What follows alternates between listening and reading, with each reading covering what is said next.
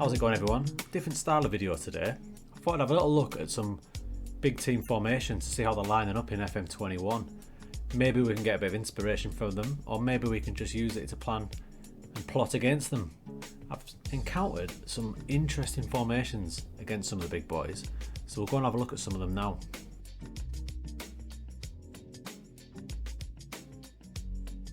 Man City first up. Now, we played them in the Champions League final on my beta save with Inter.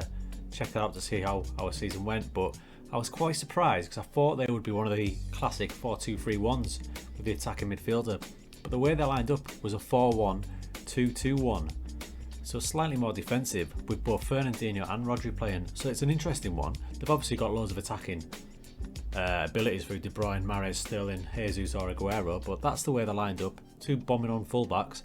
Interesting formation. That's one I particularly quite like to use as well, so that's the one that City look like they're using this year.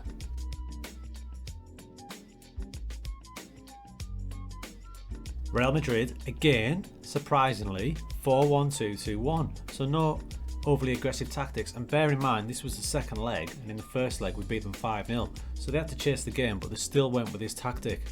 So they're relying, a bit like City, on a front three doing all the work with support from the fullbacks. This could be, so far, this could be the main go-to formation for a lot of big teams. So whereas in FM20 it was 4-2-3-1, this one looks like the favoured one at the minute.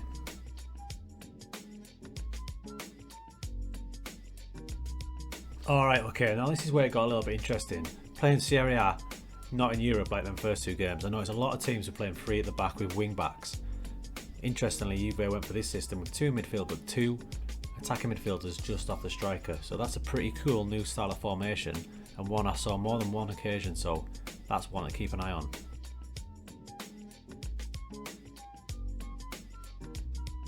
Man United, and alas, the 4-2-3-1 isn't going away completely. United came at us in a 4-2-3-1 in both legs of the European game. As you can see, they're using Pogba in a more withdrawn role, which is quite interesting. Fernandes probably given a free role. They've signed Ansu Fati from Barca, that's interesting, and Greenwood. So they are relying on that front four to do the work, but very attacking, aggressive tactic from Man United it seems this year. 4-2-3-1, but really the centre backs are going to have a lot of work to do in that formation.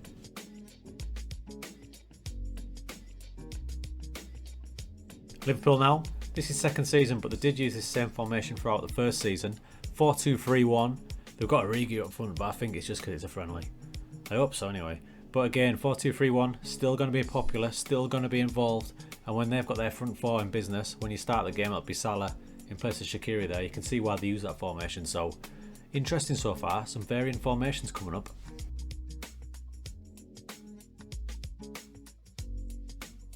Barcelona, big rebuild jobs going on beta. I know a lot of people are doing that. Again, 4-2-3-1, because you're going to have a lot of attacking midfielders for Barca, so it makes sense to use a number 10. But interesting that they didn't go to 4-1-4-1 like Real Madrid did. 4-2-3-1, alive and kicking.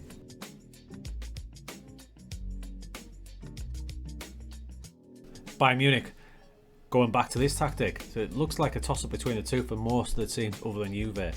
4-1-4-1. Or as I call it, 4-1-2-2-1, just to make things a little bit more complicated. But these two formations look like they'll be the key ones for most of the big teams this year.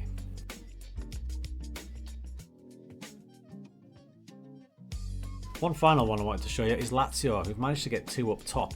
I haven't seen many doing two up top this year, but they've gone for it. I played two up top as well.